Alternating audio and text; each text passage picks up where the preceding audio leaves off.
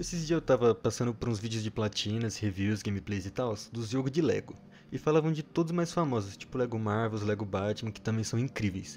E um dos Legos Star Wars, só que geralmente eram do Complete Saga, o famoso de PS2. E quase nunca vi alguém falando do que eu mais gostava quando era criança, o Lego Star Wars 3 Clone Wars. Game lançado em 22 de março de 2011 e desenvolvido pela famosa Teta Games. Recebeu 75 no Metacritic na versão de Xbox 360. E só um adendo que pra mim ele é meu favorito e o melhor de todos também. Então vamos ver se ele é realmente tudo isso. Bem, o jogo narra os acontecimentos daquele desenho famoso que passava lá na Cartoon. Provavelmente você já deve ter visto passando no canal lá pra 2010 até 2013 mais ou menos. Mesmo esse desenho sendo de 2003, mas lembro de ser bastante reprisado quando eu era mais novo. Mas enfim, a história tem basicamente a mesma história do desenho, que narra as principais batalhas da Guerra Intergaláctica entre a República e o Separatismo, e as guerras clônicas que tiveram antes da queda da República e a retomada do Império, tendo umas fasezinhas baseadas no segundo episódio também. Mas de modo bem geral, esse vai ser o contexto que a gente vai ter durante o jogo. Agora em fases, o jogo tem 22 fases, onde são divididas em 3 capítulos com 6 fases cada. São fases muito boas que não são longas demais, mas também não são curtas demais. Pra mim estão na medida certinha. Para selecionar as fases você vai pro hub que estão entre as naves e você vai poder ter várias opções para interagir com elas. Agora na questão da história eu não entendi muito bem. Eu tentei procurar em várias fontes e ninguém explicava e eu não ia assistir o desenho para explicar a história também, com todo respeito. A história é bem legal se você tiver assistido o desenho, que não é meu caso. Mas dá pra ver que não era o foco na época ainda. No entanto que foi lançado na época que os personagens ainda não falavam, era tudo mudinho. Se você quiser saber a história, vai pro desenho mesmo, segue a dica. Porém tem um fato bem bizarro, que eu não sei se é verídico, mas pelo que eu pesquisei falam que é. Falam que o jogo não é canônico, ou seja, a história é a mesma história do desenho e falam que não é canônico. Isso daí eu não entendi muito bem, sendo bem sincero. Bem, agora no quesito de gameplay, eu honestamente curti bastante, porque esse jogo, na minha opinião, sabe dosar bem a quantidade de tempo que a gente vai passar com certos personagens, pra gente não enjoar. Por exemplo, tem uma fase que a gente tá invadindo uma base e a gente vai estar com a tropa e os Jedis. Só que no momento eles se separam e a gente vai controlar esses personagens em locais diferentes. E um vai pra fazer tal coisa pra liberar um caminho pro outro. E essas interações em lugares diferentes. Pra gente progredir durante a fase, eu acho bem genial. Pra mim nesse jogo, o ponto forte são as fases, que são bem diversificadas. E obviamente a gente não vai sair do padrão que vai ser em todo o Lego, né? Sai de ponto A, vai até ponto B, fazendo certos desafiozinhos, mantendo pecinha, mantendo bonequinho e tal. Porém, o caminho nesse jogo sabe entreter bastante e eu me senti muita diversão jogando esse jogo.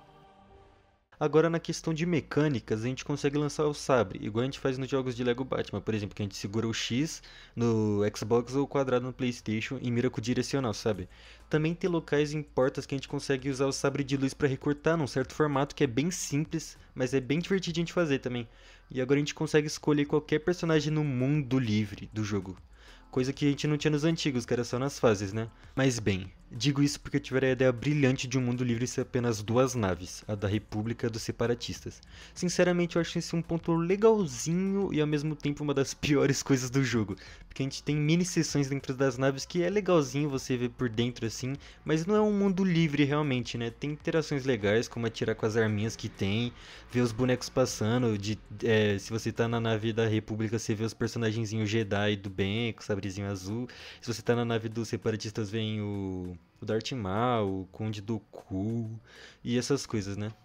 Pois é, só tem isso. E até os veículos que a gente libera nas fases a gente não consegue usar direito porque a gente consegue ativar eles em um computadorzinho em uma sala minúscula, que a gente não tem vontade nenhuma de testar os veículos que a gente liberou. Bem, continuando na gameplay, a gente consegue desbloquear naves também, igual os veículos, só que em salas diferentes, onde são separadas de veículos terrestres, entre aspas, para o universo de Star Wars, e naves, onde a gente até consegue ir para o espaço e tal, mas é só para usar de para uma nave para outra. Então esse é um mundo livre, entre aspas, que não é um ponto forte do jogo. Eu honestamente acho que não priorizaram o mundo livre pelo fato de agora a gente ter zonas de guerra, que são basicamente áreas onde a gente tem que destruir uma certa quantidade de áreas de inimigos para dominar a zona. Cada área tem essa bola de energia no meio onde determina uma área inimiga ou aliada. A gente vai usar o dinheiro que a gente juntar matando os inimigos, comprando veículos, aliados e até canhões. Na teoria parece uma ideia genial, porém na prática é uma mecânica bem maçante, principalmente para quem for buscar a platina desse jogo, que pelo amor de Deus, tem muita zona. E você vai precisar fazer os mesmos planetas para a República e para os separatistas. Uma mecânica bem legal que é usada até você enjoar e você não aguenta mais. Bizarro. Uma reclamação que eu vejo muita pessoa fazer é que os puzzles desse jogo são muito mal desenvolvidos, e eu concordo e discordo. Eles são mais difíceis que comum para um jogo Lego, no entanto tem uns que você vai ficar simplesmente preso por não ser intuitivo, e o que você precisa fazer. Eu prefiro de certo modo assim, mas esse é um jogo para criança, então é meio difícil defender os caras assim. Agora falando dos personagens, eles são bem variados pro escopo do jogo. No total são 120 bonecos, onde tem personagem dos episódios 1, 2 e 3 e algum dos filmes clássicos também. Outra questão também que eu vejo muitas pessoas reclamar desse jogo é o fato de algumas criaturas serem realistas e serem misturadas com partes de Lego. De primeira eu achei bem estranho também, mas eu sinceramente acho que é um charme do jogo, porque agora eu não lembro de algum outro jogo Lego que tentou fazer isso. E nesse jogo ficou bem interessante até. Mas bem, os tipos dos bonecos nesse jogo são resumidos em droids, jedis e atiradores, os mesmos que já tinham em todos os outros jogos de Lego Star Wars. E uma curiosidade gamer aí é que eles tinham a ideia de fazer os olhinhos dos bonecos ser igual do desenho, tendo olho com íris e tal. Bizarro demais, ainda bem que eles desistiram. Bem, e agora esse daqui é um tópico bem pessoal pra mim, mas acredito que dá sim pra vocês se divertir muito jogando esse jogo.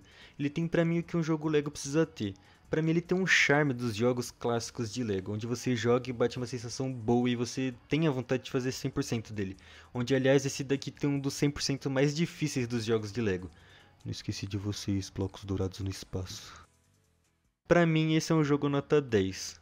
De 1 milhão. Brincadeiras à parte, pra mim esse é um jogo nota 9 de 10. Pode parecer uma nota muito alta, mas esse foi o primeiro Lego que eu realmente tive na vida.